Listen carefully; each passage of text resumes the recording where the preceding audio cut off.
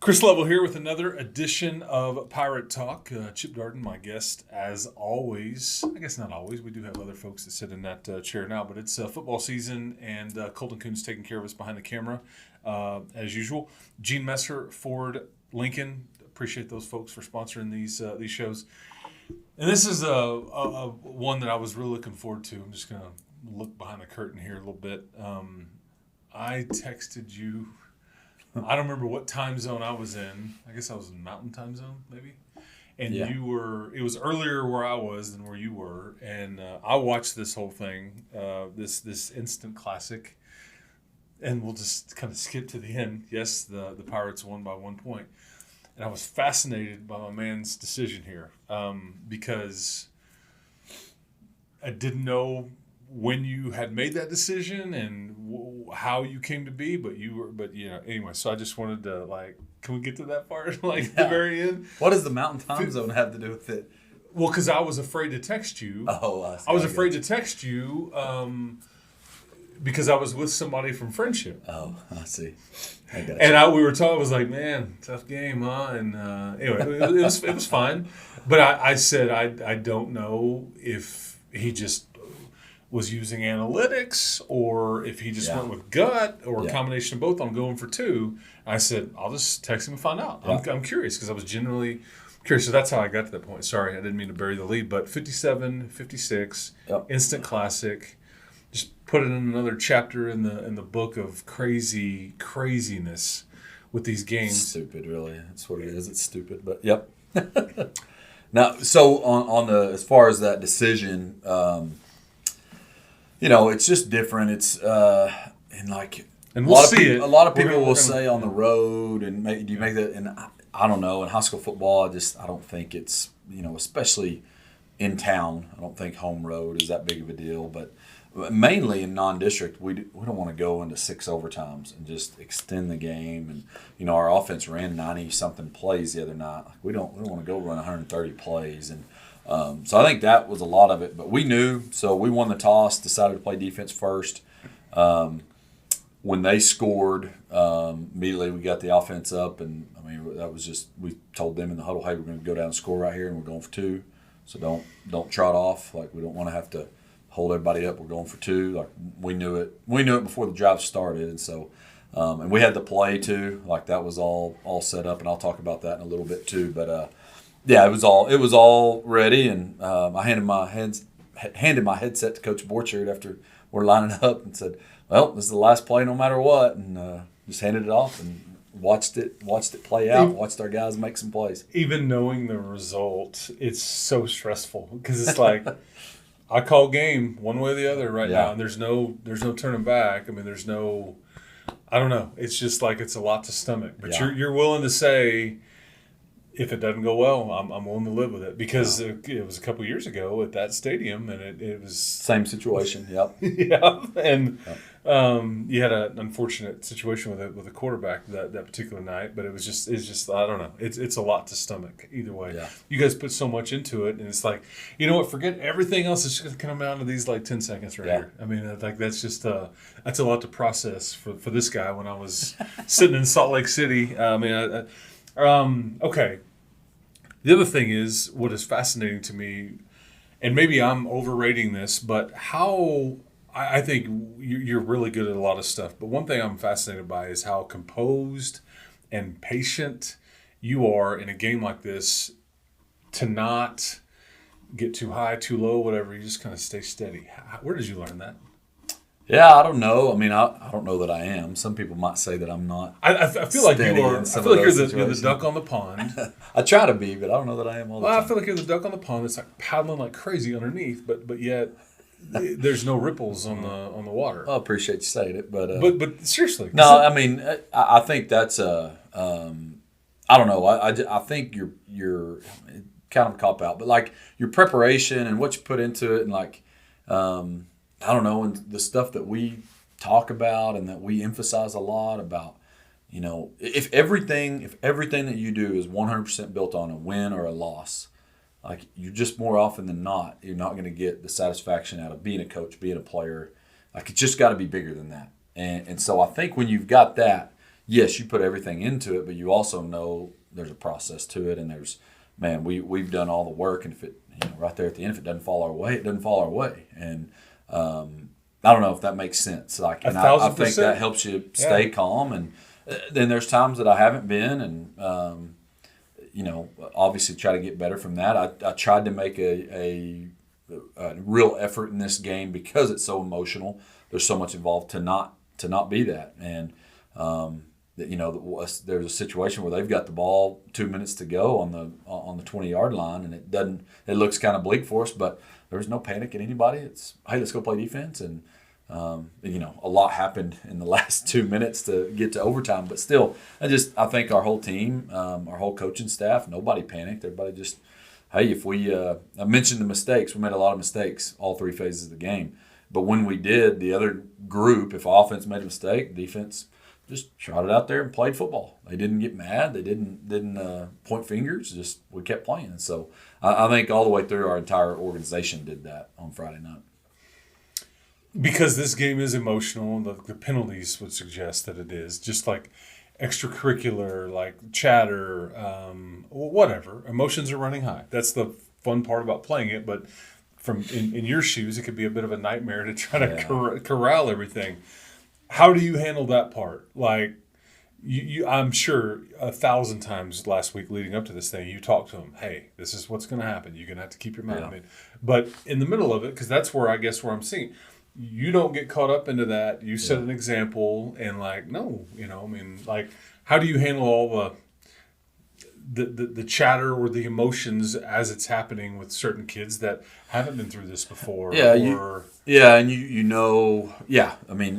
the thing. Like it is, I think for the most part, our kids did a really good job of it. 18, 19 penalties, whatever it was, is obviously unacceptable. I think where I've done a bad job is we do a penalty accountability that's maybe we hadn't taken too serious when we've done it in the past, and we changed that this week. Just kind of looked in the mirror and go, hey, if we have that many penalties, we got to start changing how we're doing stuff, and we got to change how we teach it. And so we did that a little bit. But I thought our kids handled that. We had some instances that we didn't handle the emotions well, and there are consequences for those, and it hurts us on the field at the time. It hurts us afterwards and things like that we've got to get better. But I believe in us as a team and individuals having the opportunity to get better and learn from some of that. And so that's what you hope, that you play in a game like this, and then now we're going to be in these district games, and we talked about it this week. We don't know, is Plainview atmosphere going to be like that? It might, but they're playing well.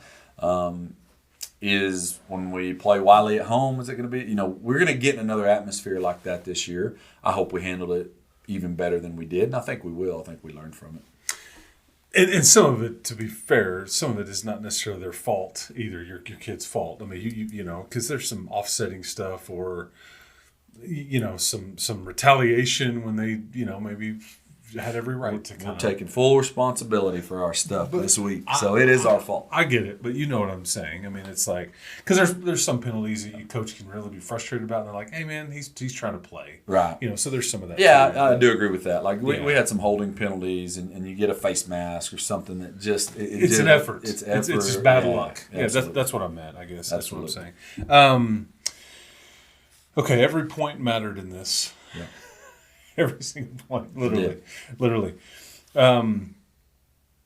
We've talked about the decision to go for 2. We're going to look at that, but take me through just getting to that point. Did you have any idea in the second quarter, for example, that okay, we're in a shootout? This is going to be like.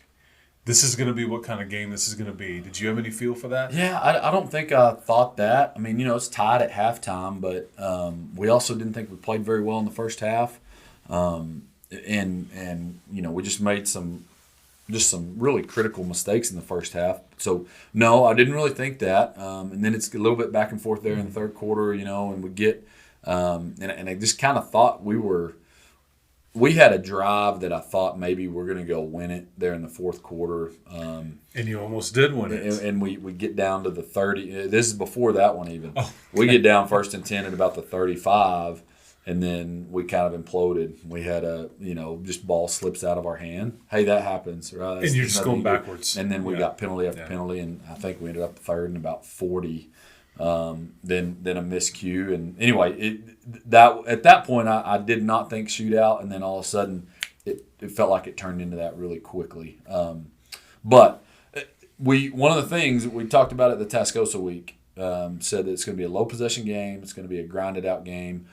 We said we need to be the type of team that can play in any game. If we need to win a game 57-56, if we need to win it 20-14, and I told them this week, if we beat Plainview 2-0, let's go. I'm happy with it. So I was kind of proud of our guys that back-to-back weeks we had two totally different games and found a way to win both of them one possession games. Yeah, it's not a beauty contest, man. Right. I mean, and you know the best teams are usually like the chameleon that can kind of how you want it to go, man. Yep. We'll play any way you want. Yep. I think that is a unbelievable great point by you, because this was 21-all at halftime, and then here come the points. Yep. Here come the points. You went into this game. We had talked on this show last week about Jathan Caraway and what a really important role he had played versus Tascosa, I guess it was. And you had your man Deuce that you weren't sure if he was going to play in this one. He does play. He clearly was not himself, but he's very effective. And I think it's fascinating because when we show it, he was kind of the decoy on the. Yeah, he's a key part of this play that goes unnoticed. But his ability to on the inside zone runs, the Frenship just never really had an answer for. But speak to seniors that are not maybe 100%, and the way you kind of go about that with these guys, and and with Deuce, like Frenship stopped our run game real well. They stopped it better than a lot of teams have in the past few years. But Deuce still had, I believe, 4 touchdowns, three or four. Three. Yes, that's what is on my sheet. That may be wrong. And like you said, was very effective. But yeah, with seniors, you know, we've got the week 11 open week. There's a lot of times that 1 week off would just help so many little nicks, little bitty, and I'll say little bitty injuries. They hurt, but just 1 week off would improve health so much. We don't get that. And so we approach it with seniors as if they don't have a head or a neck or back. Those 3 things we're going to err on the side of caution on those 3 things. But head or neck or back, good to know. Yeah, absolutely. But you've got a little arm issue. You've got your legs hurting a little bit. With seniors especially, if they feel like the trainer says they're not going to hurt it any worse and they want to play. I'm not going to take a game away from a senior and make that decision. Hey, let's hold you out. It's non-district. They have so many games that they get to play football. So if they feel like they can play and be effective, then we're going to let them have a shot at it. And so Deuce was a warrior. He played through some pain, and I thought you could tell as the game went on, it loosened up a little bit, and he actually started moving a little bit better as the game went on. But proud of him. He's one of our leaders, one of our captains, and then you have guys throughout the game. I mean, Ryan Rodriguez took a couple big hits that he just kept playing through as well. And just same deal. Those seniors. See, I heard a good quote just the other day. It said, and I think our guys maybe are more mature than this some, but it said, freshmen want to play, sophomores want to start, juniors want to score, and seniors want to win. And I think we got some seniors that just want to win. They want to win, and they're going to do everything they can to win. It's all that matters, man. At the end of the day, even though everybody wants individual stuff and all that, you're just trying to get to the end with more than the other guy. I'll just ask you this: did you have a sophomore skill player kind of have a coming out party a little bit? Yeah, I'll let you kind of speak to. You've been telling me about this young man since the summertime. I wasn't super familiar, and I've just kind of watched this over the last month. Yeah. It's like you said about potentially other things that gets better and better as the weeks go. Yeah, Noah Clark is he's a really special talent. He's a great player, and that was the deal. We lost the receiver to Division I that was really good, and knew we had Cade Gant coming back, and kind of that other side on the outside was important for us. But we watched Noah. I've watched him for several years, but last year at the freshman level, he did a little bit of everything. We kind of had some quarterback stuff where we needed him to play some quarterback. We knew that wasn't his position, but that group kind of needed it. Shoot, he stepped right in and was really good at it. And he's just dynamic. Bouncy, I think is the word Coach Hooper's used about him. He's got a little bounce to him. But we've seen it. And, I think a big thing that you see, like as coaches, we see it we see the potential that he's got. We see how hard he works at it.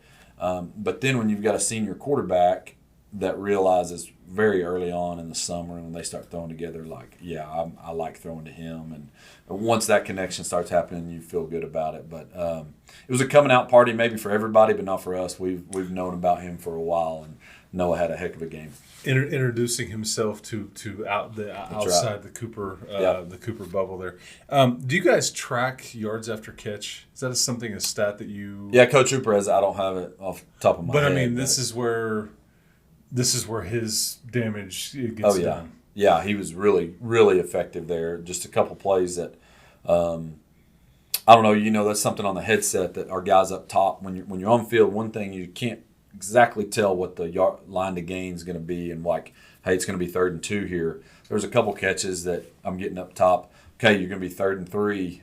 Oh no, first down, we're good. And then there was actually one that the pile got pushed about 9 yards that looked like we were about to be 3rd and 7. And they didn't blow the whistle. But yeah, those yards after catch are huge, and we had a little bit of that the other night. Our screen game was really good, and just thought we didn't run the ball great, but again, same as I talked about with our team, we kind of want to be an offense that, hey, if you're going to take the run game away, well, we got the ability to throw it. I mean, we threw it 48 times, 48 pass attempts the other night, and that's we can play that way if we need to. Yeah, let's see here. Let me make sure I'm right. Yeah, Ryan Rodriguez, 32 of 48 for 483, 5 TDs, no picks. It's a decent stat line. You have 2 receivers.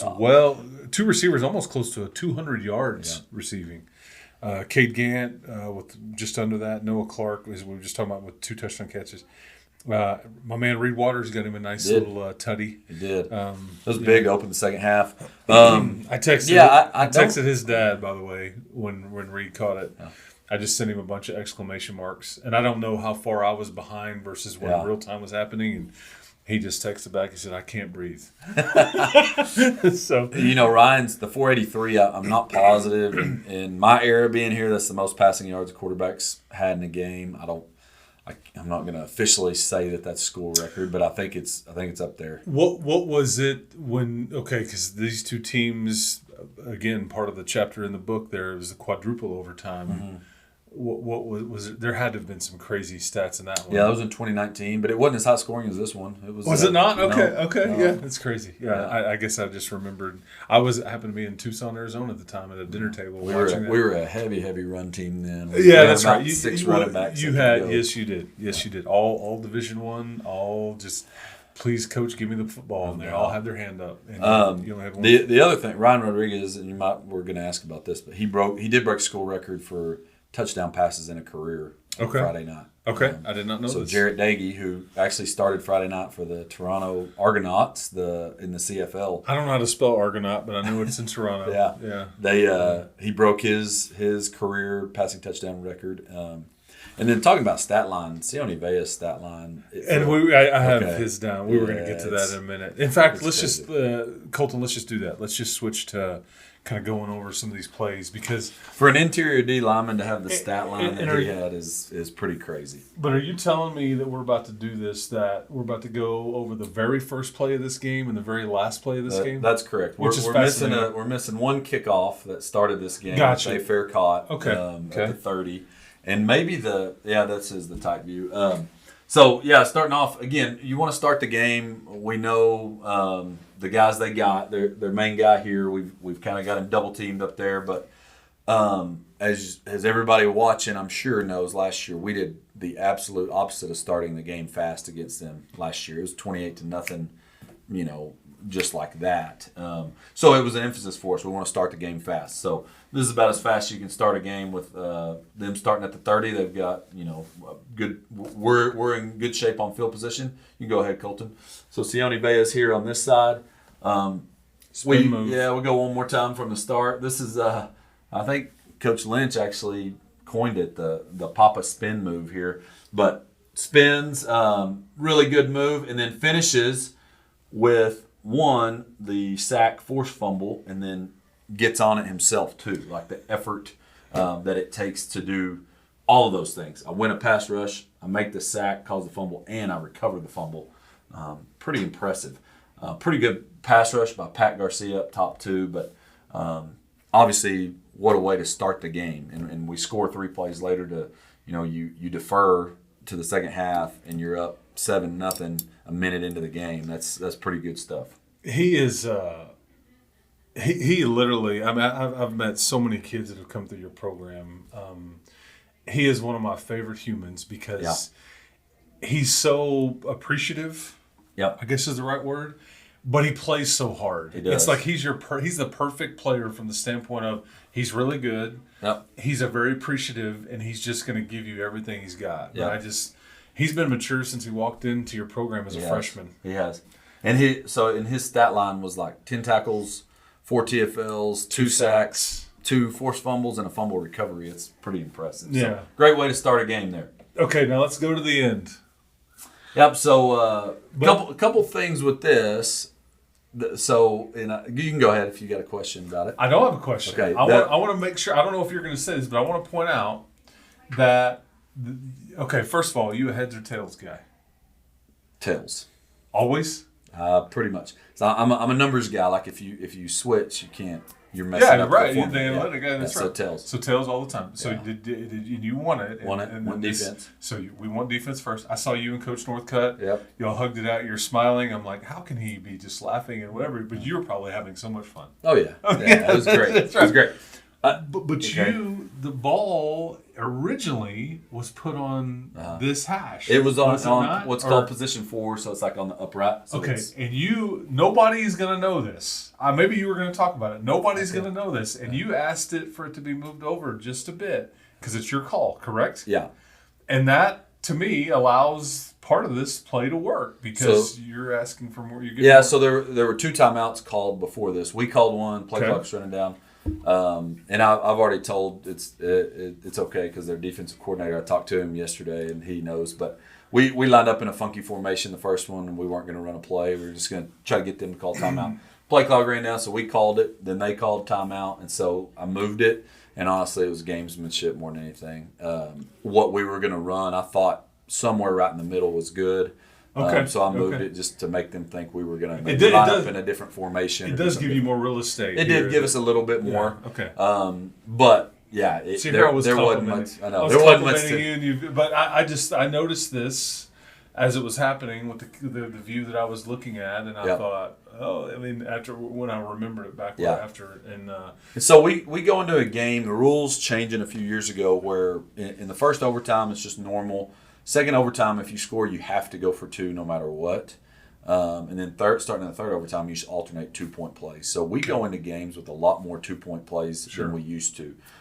We've got some that are trick plays and funky formations and all this stuff. Yeah, all that kind of stuff. We've got some that are just our base stuff. We've got all kinds. Like I bet in a normal game, we've got a little script that has 2-point plays, but between goal line, red zone, all of our. There's 15 that I would feel comfortable calling in this situation. Big deal here is we wanted number 14 and number 11 involved somehow in the play on this one. So that's what we did. So Cade's right here in the slot. We knew they'd be man-to-man. Thought maybe the motion gets them a little confused on the switch. You can go ahead and run it, Colton. So we fake to Deuce, and I'll go back one more time to the top, Colton.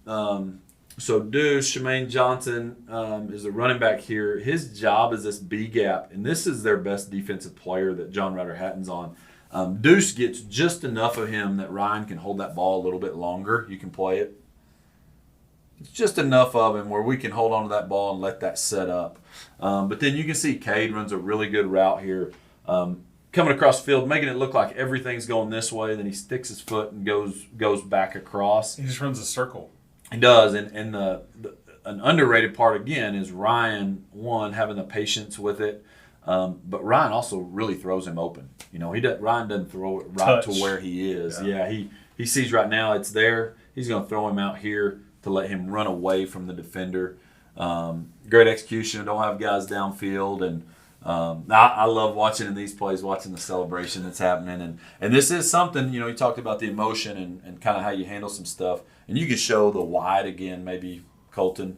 And again, good front side protection too. Wyatt Hare and our O-line, we got plenty of time to make that throw. But our celebration that's happening, I was proud of our team. We went and celebrated together. Like it wasn't about we're gonna come across the field and try to talk trash to the other side. Like it was a celebration with the Pirates, and that was fun. I thought that was a fun part of it, and we handled the post game well, and because in an emotional game you might want to say, there's been trash talk on the field. I'm sure you might want to say something, and just proud of our guys for going and celebrating with each other on a good win. Yeah, that's. Can you tell me the name of that play? We tag so much. Like, since we're on a wristband, it's like we're telling everybody what to do. It doesn't really have Philly special anymore. Yeah, I got you. Yeah, that was. Maybe it's called level. But Chris you, level. No, it wouldn't have worked if that was the case. And you knew, kind of had this one in your back pocket.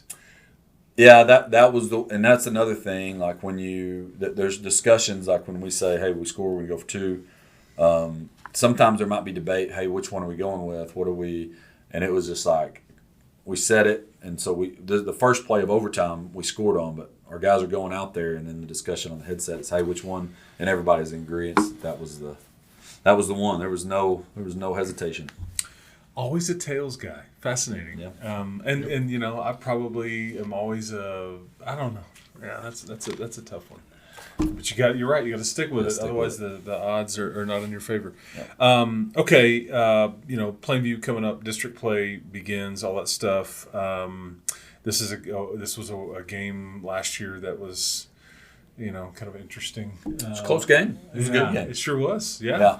Like you guys kind of had some big plays, and they just kind of got it started slow. But this is a Plainview team that always just plays hard. Yeah. And they're coming in 2-2. They've scored a bunch of points on average. They're a tradition-rich program. Yeah. They have, and I can remember like my high school days. They were the premier program around here, and them and Frenship got those crowds that we're getting now. They would get 15,000 people, and it's Jamar Wall and some of those guys playing for them, and a lot of tradition there.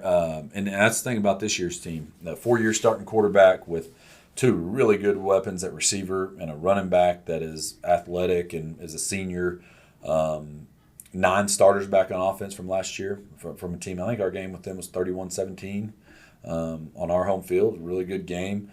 So on the Thursday night last year. Yeah, it was weird. It was kind of weird, but it's a challenge. I mean, they are good. They're talented. They've played some good teams. They really almost beat Dumas. Dumas has spent some time in the top 10 this year in the 4A Division 1. That was a 42-35 game. There was a pick six late, I believe, to make that a little wider margin than it looked like, but.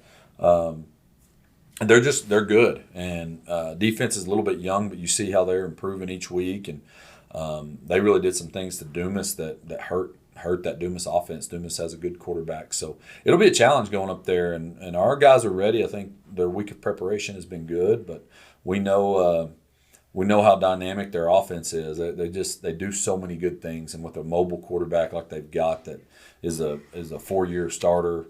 I mean, the moment's not big for him, and so that's one of those things that, man, maybe if you got an inexperienced quarterback, you can get in his head a little bit. You can put some pressure on him. He's not that. He's cool and calm, and so that's a challenge on our defense, and our defense is going to be tested. And then offensively, same thing with them running a new scheme and got some good skill and one of the best corners that we'll see, I think, all year playing for them. It's an overall challenge. Our guys are ready for it, though. Yeah, and again, district play, so it kind of changes the dynamic there a little bit. We've kept you long enough, so sorry for enduring but we had a lot to cover, man. Yeah. It was a lot to get into. Favorite Bluebell flavor? Oh, that's pecan pralines and cream. It's not even close. That's the only correct answer. Pralines and cream. Okay, well, you said pecan pralines. Yeah, that's what it's called. Oh, is that what it's called? Pecan pralines and cream. Have you tried the pecan pie? I've not, but I don't really like pecan pie, so pralines and cream is the only. If you like the other one, then I just okay. I was just curious. Yeah. There's a gazillion flavors now. Yep. Floats and pies and puddings and then just your normal fare. With all that. Okay, so I was just curious. Now the other one. The other one. We've kept them too long. What exotic animal? What exotic animal would you want as a pet? was I was a pet. My favorite exotic animal is a cheetah. I don't know. Could you have a cheetah as a pet? But in for terms of these questions, it's like Mike Tyson, in the movie, the pet tiger. Yeah, a cheetah would be cool. Like cheetahs are like a mix of all of it. Like I've seen ferocious, but they're fast and just for a short period though. Like they can't run fast for a long period. Like my son Casey, he's always about those statistics. Yep. Yeah, that's right. I mean, they'll hit the high quick, but then it's like, okay, now I got to hit the reset button. I can't do that again in a while. I feel like I'm so boring. Like I'm just a boring person. Like I don't really like. I don't like pets. I don't want pets. I mean, so what if I offered up like a miniature version of any exotic animal? At that point, would you a mini giraffe walking around? Like a shark would be cool. Okay, like in the bathtub and all that stuff. Okay, that's funny. I'm pretty boring. I don't really like pets. Okay, that's right. I don't like pets. I don't like movies. If you had a pet cheetah, its name would be what?